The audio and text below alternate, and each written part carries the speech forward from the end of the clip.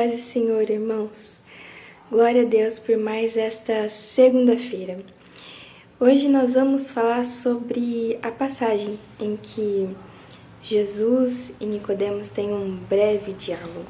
Vamos lá para João, capítulo 3, versículo do 1 ao 7. Diz assim: Havia entre os fariseus um homem chamado Nicodemos, um dos principais dos judeus. E este de noite foi ter com Jesus e lhe disse: Rabi, sabemos que és mestre vindo da parte de Deus, porque ninguém pode fazer estes sinais que tu fazes se Deus não estiver com ele. A isto respondeu Jesus: em verdade te digo, que se alguém não nascer de novo, não pode ver o reino de Deus. Perguntou-lhe Nicodemos: Como pode um homem nascer sendo velho? Pode, porventura, voltar ao ventre materno e nascer segunda vez?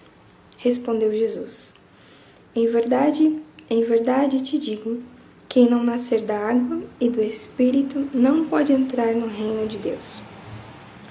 O que é nascido da carne é carne, e o que é nascido do Espírito é Espírito. Não te admires de eu te dizer, importa-vos nascer de novo. Nicodemos ali, um fariseu, um dos principais, os fariseus eram um dos principais opositores ao ministério de Jesus, mas Nicodemos estava tendo ali um interesse maior por Cristo. E aí ele chega e reconhece que Jesus realmente era mestre, que ele era alguém enviado da parte de Deus. E Jesus não corresponde diretamente a isso que ele está falando, mas já fala para ele: em verdade te digo que quem não nascer de novo não pode ver o reino de Deus.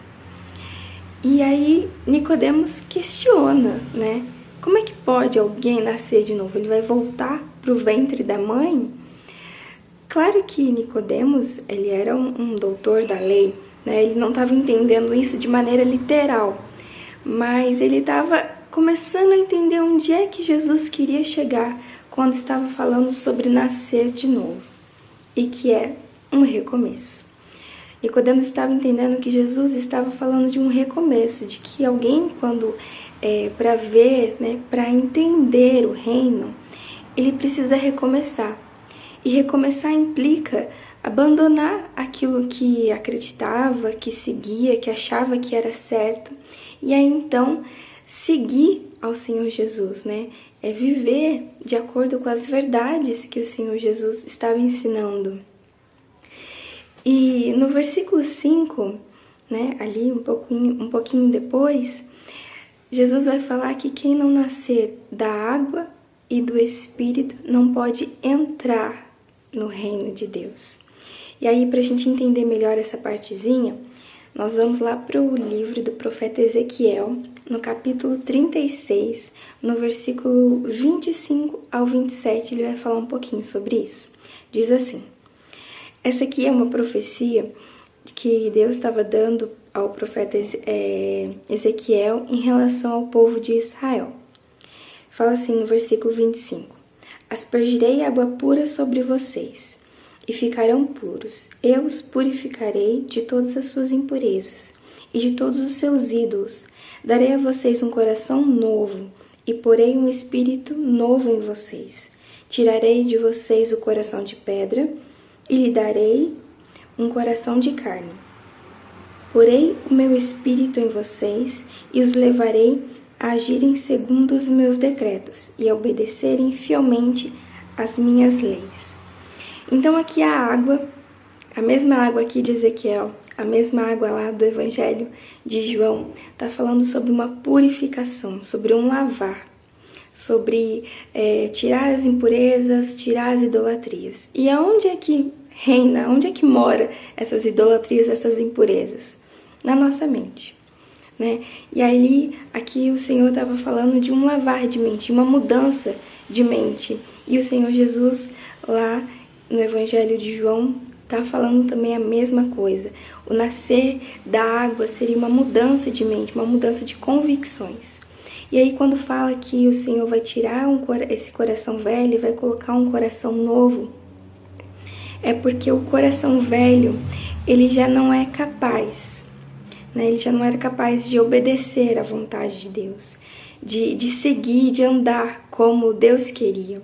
Então era necessário um coração novo para comportar o Espírito de Deus, porque ele fala aqui no versículo 27, porém o meu Espírito, com E maiúsculo, né, em vocês e levarei vocês a agirem segundo os meus decretos. Então, a partir do momento em que o Espírito Santo ele faz morada em nosso coração, nós somos capacitados a andar segundo a vontade de Deus, segundo a palavra de Deus. E essas duas coisas, né, que o profeta traz aqui, tanto o purificar da mente, quanto esse coração novo, o Espírito Santo em nós, são ações exclusivas de Deus. É só o Senhor que faz algo para nos tirar da situação que nós estávamos, né? Então, o que nós temos que fazer, né, para receber esse novo nascimento, né, para realmente nascer de novo da água e do Espírito? Nós precisamos crer plenamente no Senhor Jesus e na sua obra redentora. Nós estávamos mortos, nós seguíamos o curso deste mundo, fazíamos a vontade da nossa carne e éramos merecedores da ira de Deus. É o que diz lá, né, em Efésios, no capítulo 2, do versículo 1 a 5. Nós éramos merecedores da ira de Deus. Mas lá também, nesse mesmo capítulo, fala que pela misericórdia e pelo seu grande amor, Deus nos salva, né? Nós somos salvos, né, pela misericórdia e pelo amor de Deus. Isso é graça e essa salvação vem por meio da fé. Ou seja, graça nós não merecemos a salvação, mas o Senhor nos dá porque Ele nos ama e nós aceitamos isso, nós cremos nisso, né, com a fé. E ela não vem de obras para que ninguém se ache no direito de ser salvo, né? Eu sou bom, então eu mereço a salvação. Não, essa salvação ela vem por meio da fé. Nós cremos que o Senhor Jesus morreu por nós e somos justificados diante de Deus. E por meio dessa crença na salvação, nós podemos verdadeiramente nascer de novo. E todos aqueles que têm um encontro com Cristo não permanecem da mesma maneira. Mortos foram ressuscitados, doentes foram curados, almas foram libertas, nem a água pôde permanecer da mesma maneira. A água foi transformada em vinho. Então, todas as vezes em que o Senhor Jesus tem um encontro, alguém tem um encontro com o Senhor Jesus, essa pessoa ela é transformada.